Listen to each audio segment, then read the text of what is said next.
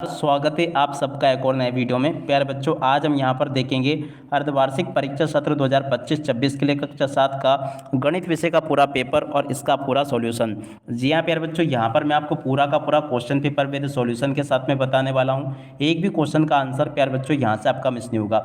देखिएगा, इस प्रकार का क्वेश्चन पेपर आपको परीक्षाओं में देखने को मिलेगा। अर्धवार्षिक परीक्षा सत्र 2025-26 का कक्षा 7 का गणित विषय का पेपर है, जिसके लिए आपको 2.5 घंटे का समय मिलेगा और पूर्णांक आपका 60 अंकों का होगा। जैसा पेपर प्यारे बच्चों मैं यहाँ पर आपको बताऊंगा ना, ठीक वैसे के वैसे क्वेश्चंस आपके पेपर में परीक्षा में आपको देखने को मिलेंगे। एक भी क्वेश्चन का आंसर यहाँ से आपका मिस नहीं होगा। तो चलो अपन जल्दी से आगे बढ़ते हैं, समझते हैं आपके पूरे पेपर को और इस पेपर के पूरे सॉल्यूशन को। देखिएगा प्यारे बच्चों, इस प्रकार का क्वेश्चन पेपर आपको परीक्षाओं में देखने को मिलेगा। अब चलो मैं आपको एक एक करके सभी क्वेश्चन के आंसर बता देता हूँ। देखिएगा, पहला क्वेश्चन पूछा है, दो संख्याओं का योग 15 है, यदि एक संख्या 8 है तो दूसरी संख्या क्या होगी। तो देखो प्यारे बच्चों, इसका राइट आंसर 7 आ जाएगा। और अब अगला क्वेश्चन पढ़ते हैं, एक आयत का क्षेत्रफल ज्ञात करने का सूत्र क्या होगा। तो देखो इसका राइट आंसर आपका आ जाएगा लंबाई गुणा चौड़ाई। और अब अगला क्वेश्चन प्यारे बच्चों पढ़ते हैं, क्या दे रखा है एक समान कोणिक त्रिभुज में एक कोण का मान क्या होता है। तो देखो प्यारे बच्चों 90 डिग्री होता है। और उसके बाद में चलो अपन आगे बढ़ते हैं, प्रश्न नंबर 4 को पढ़ते हैं। चौथा जो क्वेश्चन प्यारे बच्चों दे रखा है ना, इसका राइट आंसर आपका -2 आ जाएगा। और अब अगला क्वेश्चन, एक वृत्त की परिधि का सूत्र क्या होगा। तो देखो 2πr इसका राइट आंसर होगा। और उसके बाद में देखो यहाँ से आप लोग इन प्रश्नों को देख कर जाना जो कि आपको मैं बता रहा हूँ।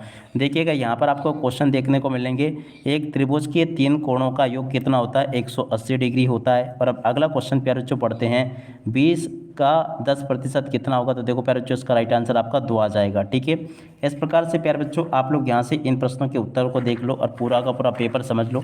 अब इसके बाद में चलो अपन आगे बढ़ते हैं, यहाँ से इन प्रश्नों को पढ़ते हैं। देखिएगा, यहाँ पर आपको इस प्रकार से क्वेश्चन देखने को मिलेंगे, वर्ग में 4 भुजाएं होती है। कितनी भुजाएं होती है प्यारे बच्चों, 4 भुजाएं होती है। और इसके बाद में यहाँ से हम इन क्वेश्चन को पढ़ते हैं, एक वृत्त का व्यास उसकी त्रिज्या का 2 गुना होता है। और अब अगला क्वेश्चन, किसी भी संख्या की घात 0 होने पर उसका मान क्या होता है, 1 होता है। ठीक है, तो ऐसे प्यारे बच्चों आप लोग यहाँ से इन प्रश्नों के उत्तर को देख लें और पूरा का पूरा पेपर समझ लें। और उसके बाद में देखो आप लोग यहाँ से इन प्रश्नों को देख कर भी जाना। यहाँ पर आपके पेपर में परीक्षा में क्वेश्चन पूछे हैं, एक वर्ग का परिमाप 24 सेंटीमीटर है, उसकी भुजा की लंबाई याद कीजिए। तो देखो प्यारे बच्चों, प्रश्न नंबर 11 जो पूछा गया ना, चलो मैं आपको इस क्वेश्चन के उत्तर को बताता हूँ। तो देखिएगा प्यारे बच्चों, प्रश्न नंबर 11 जो आपको दे रखा है ना, इस क्वेश्चन के उत्तर को यहाँ से देख कर लिख देना, ये लिखा है। और उसके बाद में चलो अपन अगला क्वेश्चन पढ़ते हैं। तो देखो प्रश्न नंबर 12 जो पूछा है, एक समद्विबाहु त्रिभुज की परिभाषा लिखिए। तो देखो इस क्वेश्चन के उत्तर को यहाँ से देख कर लिख दो, ये लिखा है। प्रश्न नंबर 13 का उत्तर प्यारे बच्चों ये लिखा। 14वें क्वेश्चन का उत्तर ये दे रखा है। 14 के बाद में चलो अपन आगे बढ़ते हैं, अगला क्वेश्चन प्रश्न नंबर 15, परिमेय संख्या की परिभाषा उदाहरण सहित आपको लिखनी है। देखो प्यारे बच्चों, परिमेय संख्या की परिभाषा उदाहरण सहित यहाँ से देख कर लिख देना। और सम्मिति से आप क्या समझते हैं। देखो प्यारे बच्चों, प्रश्न नंबर 16 के उत्तर को यहाँ से देख कर लिख दो, ये पूरा का पूरा याद कर लेना। और उसके बाद में चलो अपन आगे बढ़ते हैं, आगे क्वेश्चन पढ़ते हैं। यहाँ पर आपको प्रश्न नंबर 17 दे रखा है, किसी कक्षा के 10 छात्रों का भार किलोग्राम में इस प्रकार है, इसका माध्य आपको ज्ञात करना है। तो देखो प्यारे बच्चों, माध्य आप लोग इस प्रकार से याद कर लेना, ये मैंने बता दिया आपको। और उसके बाद में देखो प्यारे बच्चों, प्रश्न नंबर 18 ये दे रखा है, 19वां क्वेश्चन आपको ये दे रखा है।